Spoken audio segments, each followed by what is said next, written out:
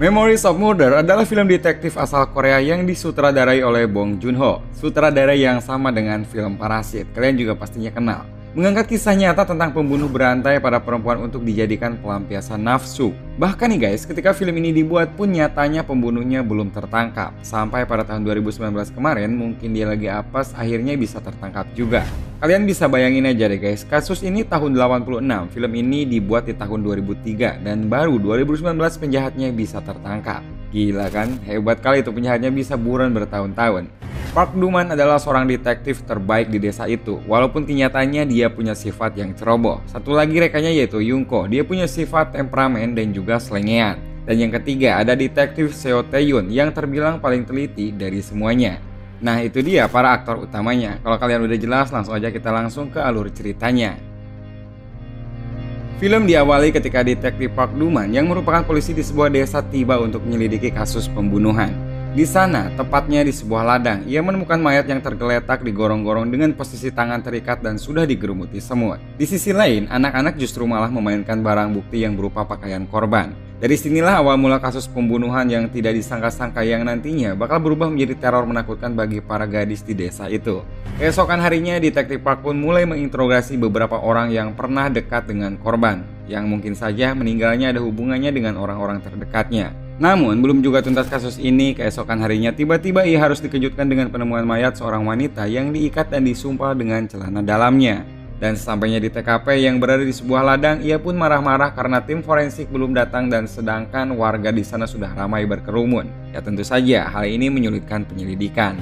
Berita tentang pembunuhan ini pun menjadi ramai. Bahkan, istri Park juga mendengar desas-desus tentang seorang pemilik restoran yaitu Baek yang disebut sebagai keluarga pembunuh wanita. Istri Park juga bilang guys, kalau Baek juga punya anak bernama Kwang Ho yang kurang normal. Kata dia, Kwang Ho ini sering mengikuti korban sebelum dia meninggal. Jadi cerita ini pun tentu membuat Park curiga dan langsung membawa Kwang Ho untuk diinterogasi. Di sini Park mencoba menginterogasi Kwang Ho dengan cara memancing pembicaraannya mengenai wanita. Namun di tengah interogasinya yang serius, tiba-tiba datanglah rekan Park yang bernama Yungko dan tanpa basa-basi langsung menendang Kwang Ho. Nampaknya ia emang kesel banget, padahal mereka juga belum tahu pasti kalau dia adalah pelaku sebenarnya. Di suatu pagi, Park kedatangan rekan baru bernama Seo Tae-yoon. Sersan Haebong pun bilang kalau dia datang secara sukarela untuk menyelidiki kasus pembunuhan ini. Sembari Park menginterogasi Kwang Ho yang kesekian kalinya, Tae-yoon pun mulai mempelajari kasus ini. Karena Kwang Ho tidak mengaku juga, akhirnya detektif Park mempunyai ide untuk mengajaknya ke hutan. Di sini, Park mulai memancing emosi Kwang Ho dengan harapan ia terpengaruh dan bisa mengaku. Ketika Park mulai bicara soal korban kedua yang sering diikuti oleh Kwang Ho ini, dengan sedikit paksaan ia pun menjelaskan dengan detail bagaimana dia membunuh wanita tersebut. Dia bicara soal mencekik lalu melucuti bajunya dan memakaikannya lagi. Meski kelihatannya sudah mengaku, namun Tae-yoon tidak merasa teryakinkan sehingga tetap mempelajari kasus tersebut hingga malam. Keesokan harinya, detektif Park pun mengadakan reka adegan sekaligus diliput oleh jurnalis. Dengan bangganya, Park dan Sersan pun berfoto untuk keperluan wartawan. Namun di sini detektif Tae-yoon merasa ada yang janggal. Tae-yoon menyadari kalau tangan Kwang Ho cacat dan ia berpikir tidak mungkin dapat melakukan pembunuhan seperti mencekik dan sebagainya. Namun kecurigaan ini belum cukup. Akhirnya Kwang Ho pun tetap pergi ke TKP. Dan sampainya di TKP, ternyata keadaan malah menjadi kacau. Karena Kwang Ho di sini melihat ayahnya dan berteriak histeris. Begitu juga dengan ayahnya yang berteriak kalau Kwang Ho telah disiksa supaya mengaku. Kepolisian pun akhirnya terpojok di sini dan langsung membawa Kwang Ho pergi dan membebaskannya. Kegagalan Park dan kawan-kawan ternyata membuat Sersan Haebong ini dimutasi dan diganti oleh Dong Chul. Di hari pertamanya, ia pun menyuruh detektif Park untuk menjelaskan sampai mana perkembangan investigasi pembunuhan ini. Namun di sini Dong Chul kurang puas karena ternyata perkembangannya masih sangat jauh dari yang diharapkan.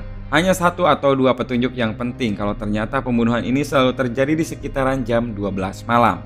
Keesokan harinya, Dong Chul pun mengajak semua detektif untuk ke TKP pertama. Di sini ia bertanya apakah ada kesamaan dari setiap korbannya, dan menurut detektif Tae-yoon, tersangka hanya beraksi ketika hujan dan ketika korbannya mengenakan baju merah. Dia pun juga bilang kalau ada korban ketiga yang belum mereka temukan, yaitu Hyun Sun. Park di sini tidak percaya soal dugaan Tae-yoon sambil bilang kalau Hyun Sun lagi di Korea. Namun, pemaparan Taeyun yang runtut dari mulai data orang hilang, warna pakaian, sampai cuaca hujan saat malam ia menghilang membuat Dongchul mulai percaya. Apalagi Taeyun sempat menebak soal lokasi korban ketiga ini.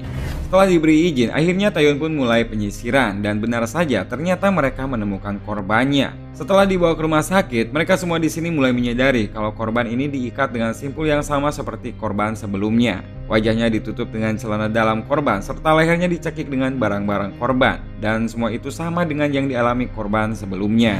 Setelah kejadian itu, mereka pun sepakat untuk menjebak pelaku, dan ketika turun hujan mereka pun menurunkan wanita sebagai umpan. Namun sayang sekali pelaku tidak muncul dan mereka akhirnya berteduh di sebuah pos bersama dengan dua anak SMP yang kebetulan berteduh di sana.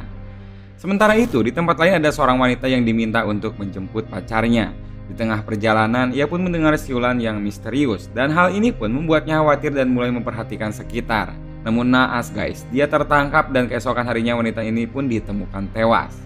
Tetapi ada yang berbeda di sini, tidak seperti korban sebelumnya yang memakai baju warna merah. Di sini korban menggunakan baju warna lain.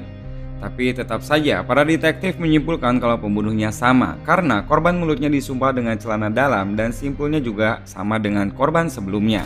Nah, di sela-sela mereka berdiskusi, salah satu anggota di sana menemukan pola lain yang mengarah ke pelaku. Jadi, setiap pembunuhan terjadi, stasiun radio favoritnya selalu memutar lagu Sad Letter yang di-request oleh seseorang. Dan dia juga bilang kalau tadi malam lagu itu sempat diputar bersamaan dengan kejadian pembunuhan. Dari info ini, Detektif Park pun dan teman-temannya langsung ditugaskan untuk pergi ke stasiun radio tersebut dan menanyakan surat permintaan lagu dengan harapan bisa terlacak dari mana surat itu dikirimkan. Namun sayang sekali, pihak radio sudah membuangnya dan setelah dicari-cari tetap saja mereka tidak menemukannya. Di suatu malam, Park berinisiatif untuk menyelidiki TKP yang terakhir bersama rekannya. Kebetulan juga Taeyun datang ke tempat ini dengan niat yang sama. Beberapa saat kemudian, mereka melihat pria nggak dikenal datang ke tempat itu untuk bercoli-coli ria dengan pakaian dalam wanita. Sontak dari sini, mereka bertiga langsung sigap menangkap pria ini bahkan sampai terjadi kejar-kejaran. Selang beberapa waktu, kemudian akhirnya bisa tertangkap juga dan langsung diadakan interogasi. Ternyata pria ini bernama Jo Byung-sun. Di sini, pria ini mengaku kalau dirinya hanya ingin bercokil saja tanpa ada maksud lain karena istrinya memang sedang sakit dan tidak bisa memenuhi nafsunya. Namun tentu saja para detektif tidak langsung mempercayainya.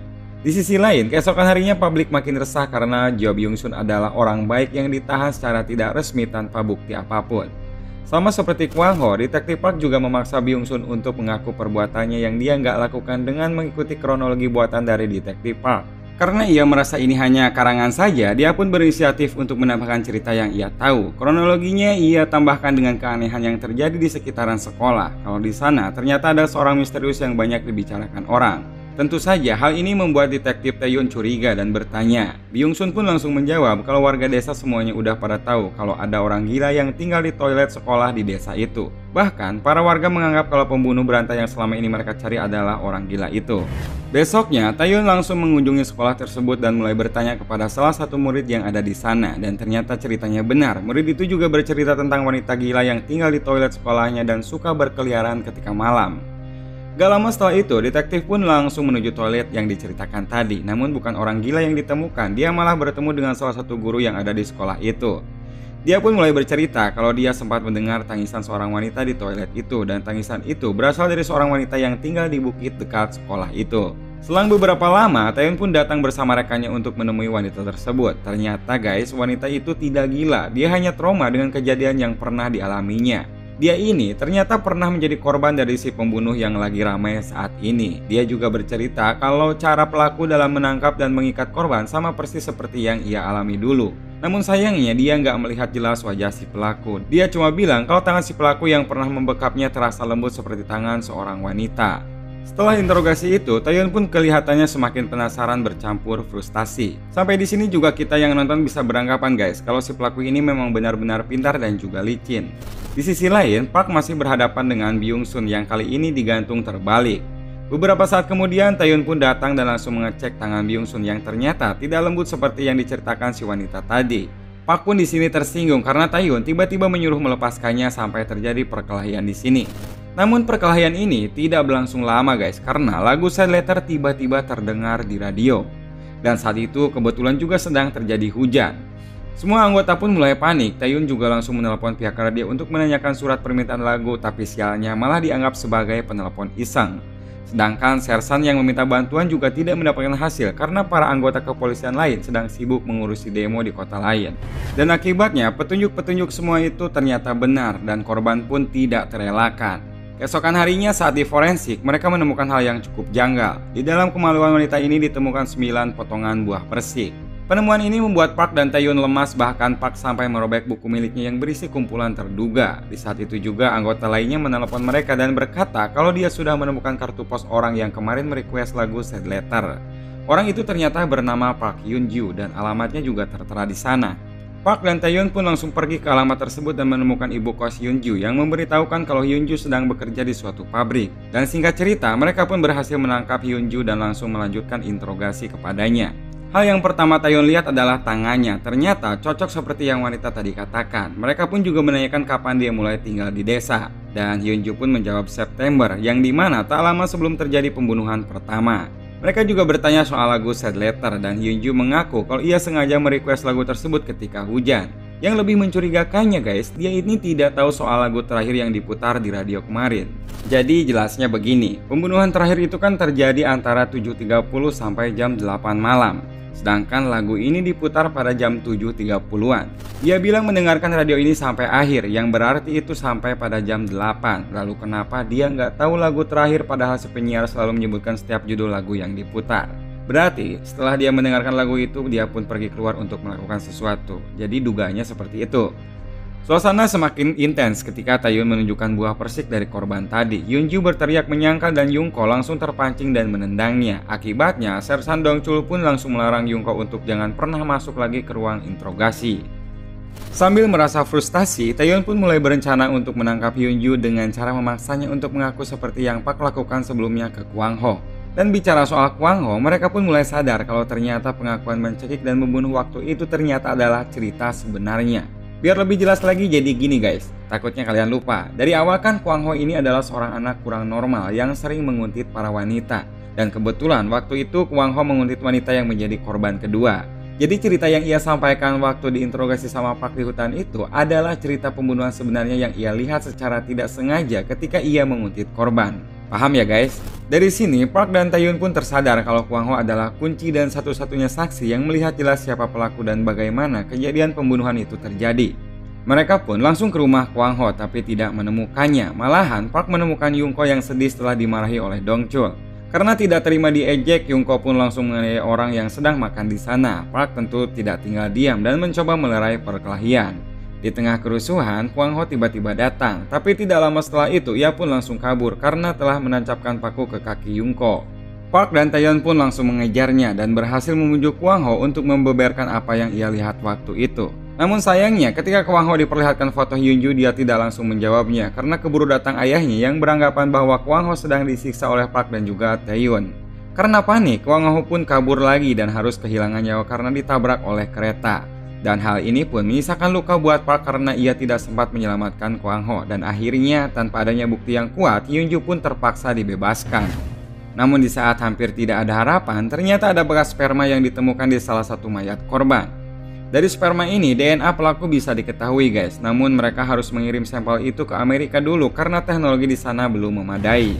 Sementara itu kaki Yungko yang tertancap paku ternyata berakibat infeksi dan hal itu menurut dokter harus segera diamputasi. Tentu saja Park sebagai teman yang baik ia merasa sedih dan kita bisa mengambil pelajaran dari sini guys. Mungkin itu adalah balasan untuknya yang tadinya sering memukul dan juga menyiksa orang-orang tidak bersalah dengan kakinya.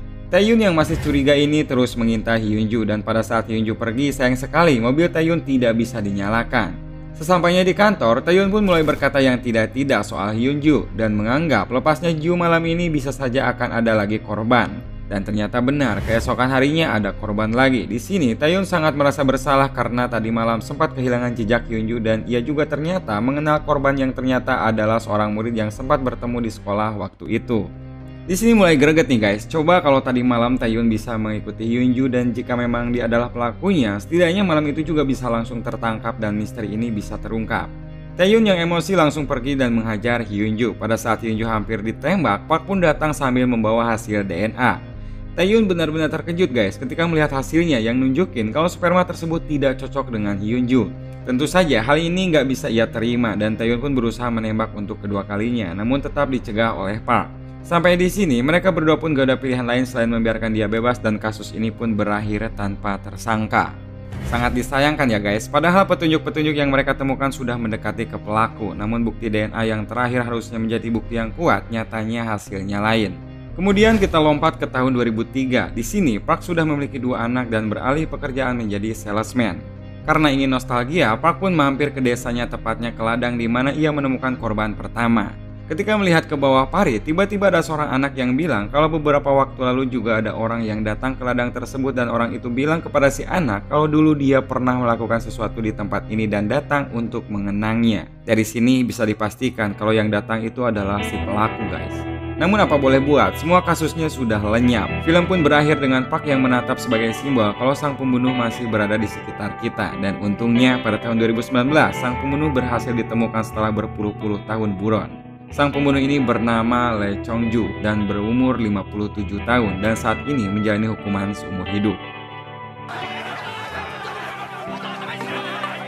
Nah itu dia alur cerita dari film Memories of Murder yang tayang di tahun 2003.